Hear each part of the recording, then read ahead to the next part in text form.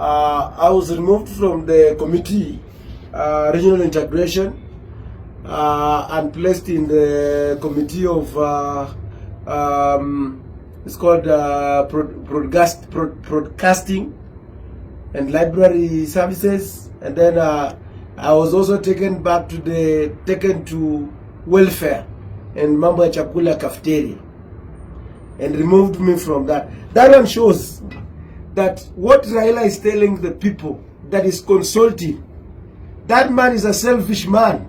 I'm telling you, he's a selfish man, because that man has already sealed the deal with Ruto. They have already sealed the deal. Now he's moving around trying to... We want to tell Raila that your days where you used to create tension and people used to guess your political moves and say that what is Raila planning? There's no plan. We know you. I remember before we started that meeting, we started that meeting called Maandamano ya Sufuria. We called us, the members of parliament of Western, and we sat with you in Karen, tukaanza kuongea, and we asked you very clear, what do you want us, what is the end game before we start this Maandamano? And that is where we went to Migori, we went to Busia, and I went to Mombasa, I went to Kilifi, I went to Narok, Kajiado, Nairobi. Here we were there, we were being tear gassed, and he told us that he was very clear that he wants talks with Ruto.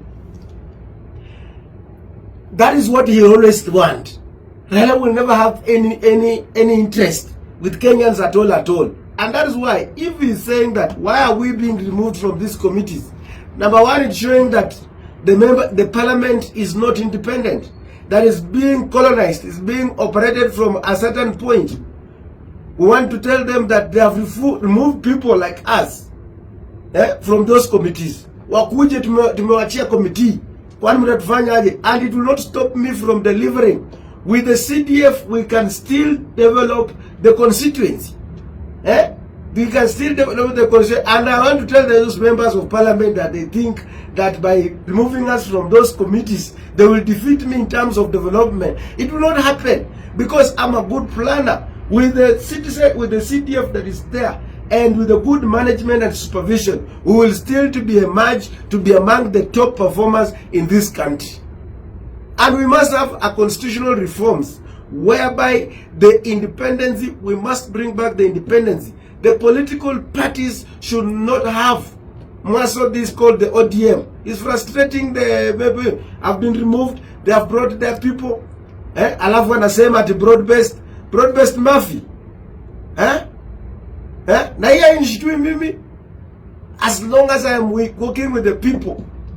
Wakule pesa ya dani, wakule watembea, sema tumerudi. Umerudi kufanya nini? Kunyanyasa wa Kenya. And we will keep telling the government whether they remove her. In fact, that hatuna haja, hata sitaki committee na bwana inanilisha ama inafanya nini.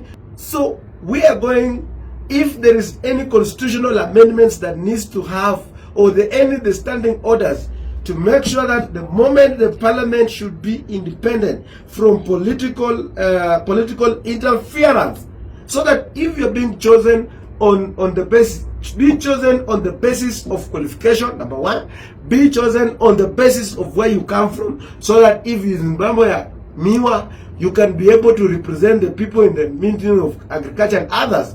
Or if it's finance, you are a qualified financial analyst like me, I'm a BCom and whatever. So those are the things that we have to address. And I want to ask the members of ODM, because number one, you are given the powers by the court to take over the majority side. We stood with you, but you turned against us. Anyone who's still believing in Raila that he has any interest in Kenyans and ODM, and we are going to finish ODM in Kakamega and Western. And I want to say this, and it's going to be very serious about this thing. After all, I don't care. After all, we are with the people. Ati mimi ni muanga sijui wa namba 15.